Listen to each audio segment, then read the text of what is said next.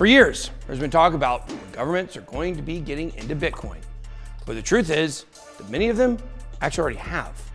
Most of them didn't actually have to buy any Bitcoin either. All they had to do was find the criminals with Bitcoin and confiscate it. Or maybe just call them criminals and take it. I'm sure you might be able to guess which governments ended up with the most Bitcoin. We're gonna tell you that today. Let's get it.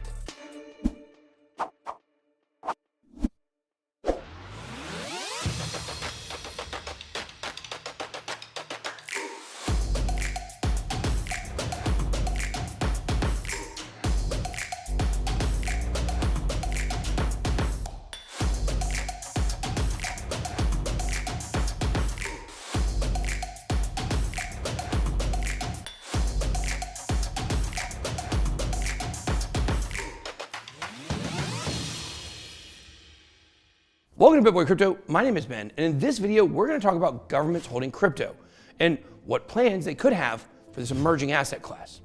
El Salvador has been getting a lot of attention over the years because of its public entrance into Bitcoin. The country declared Bitcoin to be legal tender on September 7th, 2021, and the government also started accumulating Bitcoin to add to its balance sheet. The government of El Salvador currently has a stash of 2,381 Bitcoin, which is between 50 and 60 million at recent prices. Other governments might not be as public about it, and they may have not declared legal tender like El Salvador did, but a lot of them, well, they still hold a lot of Bitcoin and other crypto assets. China is a great example of this. Even though crypto is effectively banned for the average Chinese citizen, the Chinese government has one of the biggest stashes of crypto, with 194,000 Bitcoin and 833,000 ETH. There are also some governments out there who are not totally clear about their crypto holdings.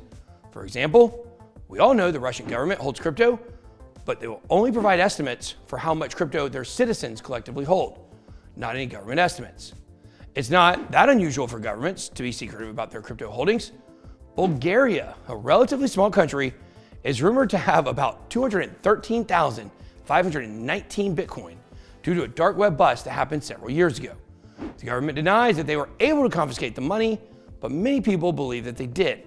Confiscation is a very common way for governments to accumulate crypto. The US government has the most Bitcoin on record out of all other nation states in the world that admit to holding crypto. And all of the US government's public Bitcoin holdings have come from hackers and dark web drug dealers that got busted. The exact number is unclear, but we know that the US government holds over 214,000 Bitcoin, which is over 1% of the total supply. Most of the US government's Bitcoin holdings come from confiscations related to the Silk Road. If you weren't around for the early days and haven't read my book, Catching Up to Crypto, you might not know that the Silk Road was the first major application to take off on Bitcoin. Back in the very early days of Bitcoin, it was known as the currency of the dark web, where people could buy and sell drugs, weapons, and other illegal items. A lot of big Bitcoin holders from the early days were actually drug dealers on the Silk Road, but many of them were eventually tracked down by the US government and had their crypto confiscated. Most of that money came from two major busts: the original bust of Silk Road founder Ross Ulbricht, and a more recent confiscation. Just last year, US authorities seized $3.36 billion worth of Bitcoin from an old Silk Road user named James Zong. For nearly a decade, Zong was hiding not too far from here in Georgia, but the government finally caught up with him. The government doesn't always keep the Bitcoin they confiscate in these cases though. Sometimes they auction it off. In 2014, the US government auctioned off nearly 30,000 Bitcoin that were confiscated in the Silk Road bust. The buyer was Tim Draper, famous VC who was in Bitcoin very early, and he got those 30,000 Bitcoin for just $17 million, which is about $566 per Bitcoin. They're still tracking down people from Silk Road and taking their Bitcoin, and it's likely we haven't seen the end of these confiscations.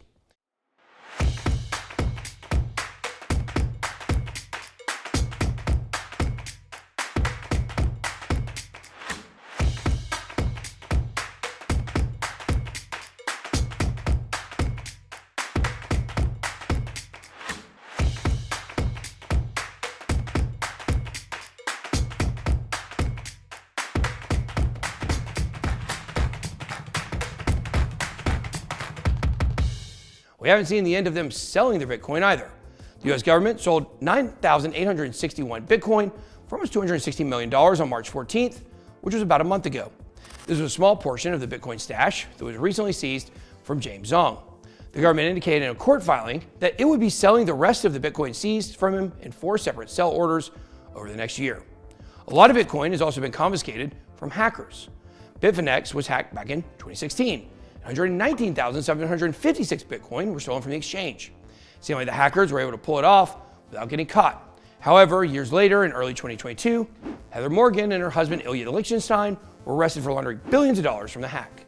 It's not clear if they were alone or if they were working with someone else, but law enforcement was able to seize a large portion of the funds that were stolen after the pair was arrested. At the time of the arrest, the feds were only able to seize 94,000 of the stolen Bitcoin. Only. The most interesting thing about this case was the identity of the hackers, especially Heather Morgan, who had a very loud public persona. Morgan was a tech writer for popular websites like Forbes and even wrote articles giving businesses advice on how to stay safe from hackers.